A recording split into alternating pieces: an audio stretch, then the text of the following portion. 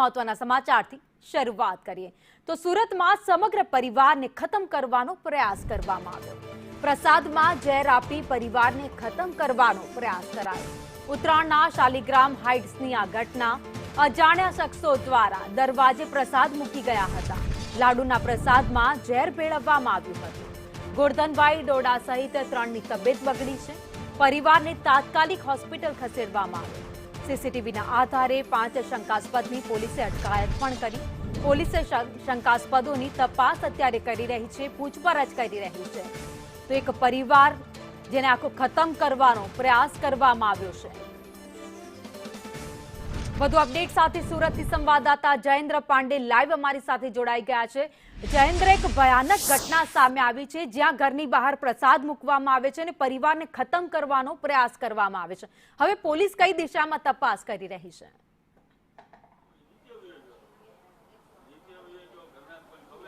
બિલકુલ કે આ સુરત શહેરના ઉત્તરાયણ વિસ્તારમાં બનેલી ઘટના છે। ઉત્તરાયણ વિસ્તારમાં આવેલ શાલિન હાઇટ જે છે એફ ટાવરમાં રહેતા 11મા માળે જે પરિવાર છે તે પરિવાર પણ અહીં ઉપસ્થિત છે, જેમણે આ લડ્ડુ ખાધું હતું અને પ્રસાદ ખાધા બાદ તેમણે ઝેરની અસર થઈ હતી। કોણા દ્વારા કરવામાં આવ્યું હતું, પણ સમગ્ર બાબતે તેઓ સ્વસ્થ થઈને ઘરે આવી ચૂક્યા છે।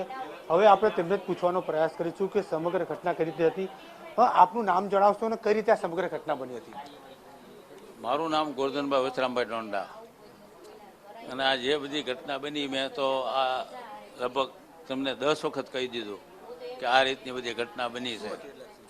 એટલે આ બહાર લાડુ મૂકીને ગયા હતા, કોણ મૂકીને ગયા હતા એ મને ખબર નથી, અને મૂકવાવાળા પકડાઈ ગયા છે। પોલીસવાળાએ ઓલરેડી બધાને પકડી લીધા છે, બરાબર છે।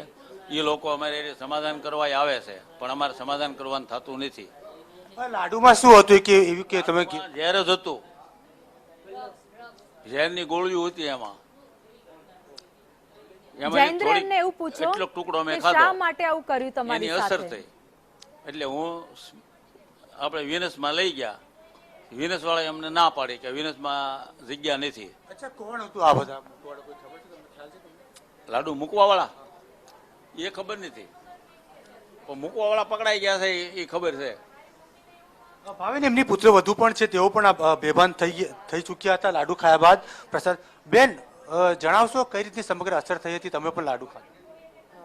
ઈ અમારા પપ્પાએ કીધું એમ કે ઘરમાં લાડુ લઈને આવ્યા, પછી એને ખાઈને નીચે વહી ગયા। પછી એને બે કલાક પછી એને અસર થઈ હશે, એટલે એને એડમિટ કરવા પડ્યા, એને હારે હતા એને। તો પછી મેં ખાધેલો, પણ પછી ફોન આવ્યો ને પેલા મેં ખાઈ લીધેલો એનો કે આવી તમને જાણ ન હતી કે આ લાડુ ખાવા તો પપ્પા બીમાર પડ્યા છે એટલે બેભાન? અમને એનો ફોન આવ્યો ને એ પેલા મેં ખાઈ લીધેલો લાડુ। કેવા પ્રકારનું હતું? આમ પેંડા જેવું લાગતું હતું, આમ ચીકણું લાગતું હતું, અંદર આમ રીતસરની સામે ગોળિયું જ દેખાય, ટીકડી હોય ને એવું, આમ વરિયાળી ટાઈપ, આમ વરિયાળીનો ટેસ્ટ આવે, વરિયાળી જેવું લાગતું? આમ વરિયાળી જેવો ટેસ્ટ। કોઈ ખ્યાલ છે તમને શા માટે મૂકવામાં આવ્યું? ઈ તો અમને એમાં આવી રીતના મારવા માટે જ કર્યું હશે ને અમારી ઉપર। કોઈ દુશ્મની? દુશ્મની તો હવે કોને ખબર, પણ સામે વાળાને લઈ ગયા હતા। પુત્ર વધુ છે, પુત્ર વધુની જે દીકરીને પૂછવાનો પ્રયાસ કરું છું। બેન, જણાવશો કે શું હતું કે તમે ઘરના સદસ્યો છો ત્યારે શું થયું હતું કે આખી ઘટના? અરે મારા બાપુજી 4 વાગે ઘરે આવ્યા અને એને અહીંયા ઉમરા વચ્ચે લાડુની ઠેલી જોઈ, અને એને એમ થયું કે કોઈક પ્રસાદ બપોરે મૂકી ગયું હશે, તો એ ઘરે લઈને આવ્યા ને તરત એને ખાધો લાડવો બેસીને, અને અમને ખબર નહીં કે એને ખાઈ લીધું, ખાઈને તરત એ નીચે વયા ગયા। અને પછી 5 વાગ્યા આજુબાજુ મમ્મીએ લાડવો ખાધો, અને મમ્મી કે મમ્મીને જરીક ચક્કર આવતા હશે પણ એને કીધું નહીં। ત્યારે તે મારા કઝિન આંટીએ મારે ફોન કર્યો કે આવી રીતના થયું છે, બાપુજી પડી ગયા છે, એને હોસ્પિટલ દાખલ કર્યા છે। તો પછી મમ્મી કે ચક્કર તો મને બહુ આવે છે, એટલે મને ડાઉટ ગયો, એટલે મેં પછી લાડવાની અંદર જોયું, મેં આખો લાડવો વીખીને જોયો, એમાંથી 3-4 નાની એકદમ ગોળી નીકળી। કઈ ગોળી હતી એવું કે તમને ખ્યાલ જોવું હશે બેન? મને કાંઈ ખબર નહોતી પડી કે એમાં શું હોઈ શકે, પણ એવું લાગતું કે ડ્રગ્સ હોય, કે કેમ કે બહુ જ તે અસર થવા માંડી હતી। બિલકુલ કે દીકરીએ જે છે તે ડ્રગ્સ હોવાની જે આશંકા વ્યક્ત, હવે તમને એ બતાવી ભાવીની કે કઈ જગ્યાએ આ જે છે લાડવો મૂકવામાં આવ્યો હતો પ્રસાદ। આ આમનું ઘર છે અને આ દરવાજો બંધ કરીને તમને બતાવીશ કે આ દરવાજો બંધ હતું અને આ સ્થળે જે છે તે લાડવો મૂકવામાં આવ્યો હતો। અને આપણે અહીં અને બાજુમાં થેલી હતી.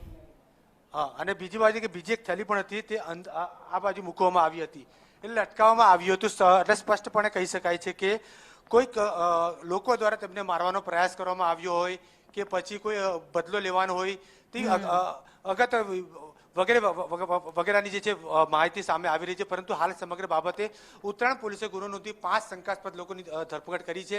હવે એ જોવાનું રહ્યું છે એ લોકો પાસે શું પ્રાપ્ત માહિતી મળી શકે છે.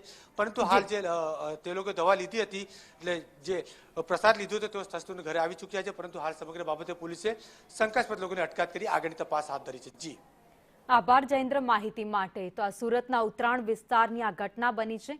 એઆઈના માધ્યમથી, એઆઈએ જે વિડીયો બનાવ્યો છે એના માધ્યમથી આપને સમજાવીએ કે કેવી રીતે આખી સમગ્ર ઘટના બની હોઈ શકે.